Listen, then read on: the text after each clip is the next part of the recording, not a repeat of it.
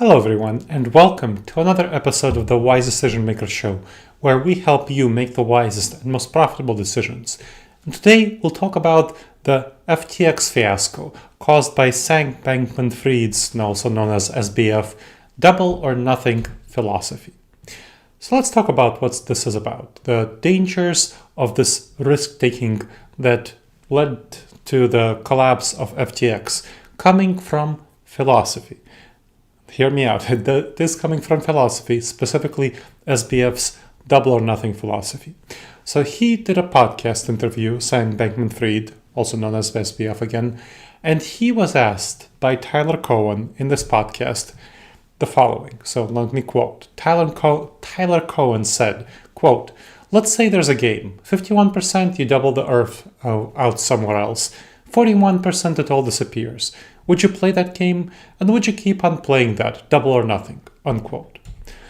Vast majority of us, I wouldn't take that risk. I think you wouldn't take that risk. The vast majority of us wouldn't take that risk. It seems pretty morally atrocious to just take the risk of 49% chance of everything disappearing, all human civilization, everyone, everywhere, just because you essentially flipped a coin for a 51% chance of doubling its value. It's a coin flip, right?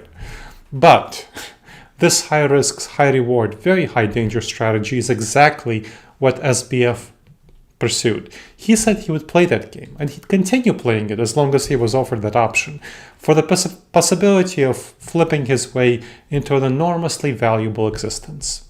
Now, his willingness to take that risk, let's be clear, that's what led to his wealth. He was worth $26 billion in 2021. But it also made his wealth very fragile.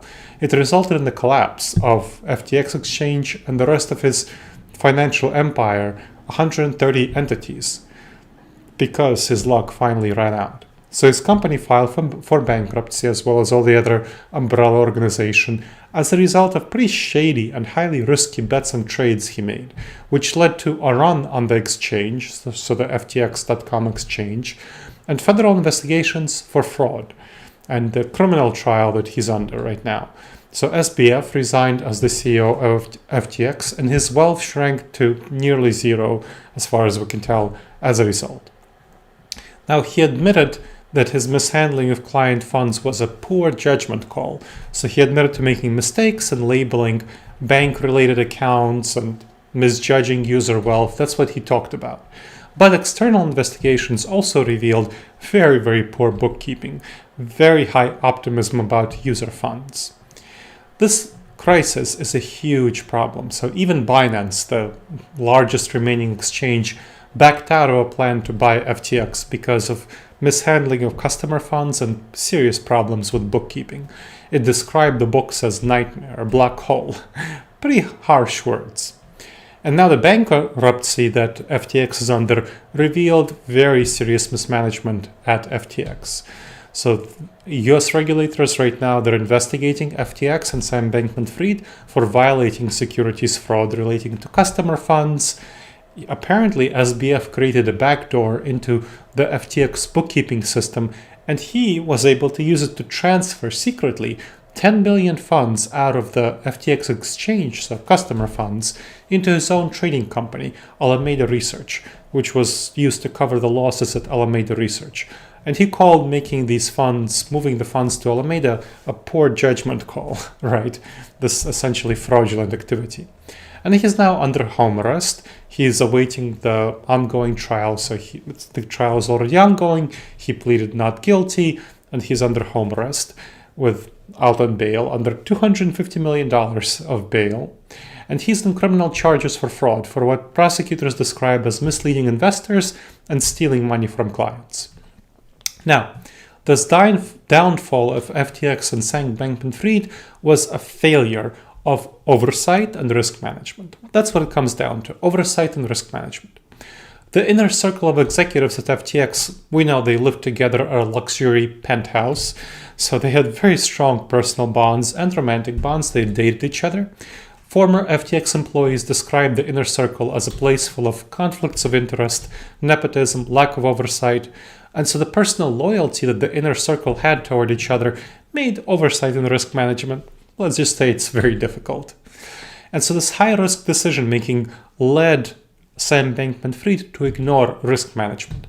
And disregarding this risk management, this came from Sam Bankman-Fried's philosophy, his high-risk, high-reward philosophy, which led to the huge losses at Alameda Research, which he felt it was needed to be covered by the customer funds at FTX from FTX. Otherwise, Alameda Research would go under, and he wasn't willing to let it go under. He decided to take a huge risk of transferring customer funds, hoping that it wouldn't be found out, but it was found out. And so this neglect of risk management allowed these secret software backdoors, shitty bookkeeping, and mishandling of client funds. Now, Sam Bankman-Fried is not the only top-level, high-level, super rich person who ignores risk management. Let's take Elon Musk as an example. When he took over Twitter, bought Twitter for $44 billion, which he way overpaid for Twitter according to external evaluators, he fired essentially all of Twitter's executive team. The vast majority was fired, then a couple of other ones quit later onward when they saw how Elon Musk was not doing the right things and handling Twitter security and risk management. And he replaced them with a loyal inner circle with no risk management, no oversight over himself. And so he made many decisions that turned out badly. For example, consider Twitter's blue checkmark badges. So Musk introduced blue checkmark verification badges, which were previously restricted to people who are public figures and to organizations, corporations, government entities, and so on. And he introduced these to everyone who's willing to pay $8 a month without verifying user identity. So that led to many, many fake accounts with blue check marks. They impersonated real people, real companies, and that resulted in a lot of misinformation. So widespread criticism, many advertisers abandoned Twitter because essentially they were being impersonated. Companies were being impersonated. So in response, Elon paused the paid verification program, not before it did a lot of damage. And so we could see the dangers of ignoring risk management, both from Musk and Sam Bankman-Fried. So Musk's risk-taking at Twitter might well result in a bankruptcy because there's no oversight over Musk's actions that will and are turning out badly. Whereas with SBF, his risk-taking at FTX already resulted in bankruptcy, harming large investors and destroying the savings of many, many ordinary people, hundreds of thousands, if not over 1 million, who held their money in FTX. And so that's right now, SBF is facing criminal trial with up to 115 years in prison that he might go to jail for. And so the SBF's misdeeds, it also harms his charitable causes.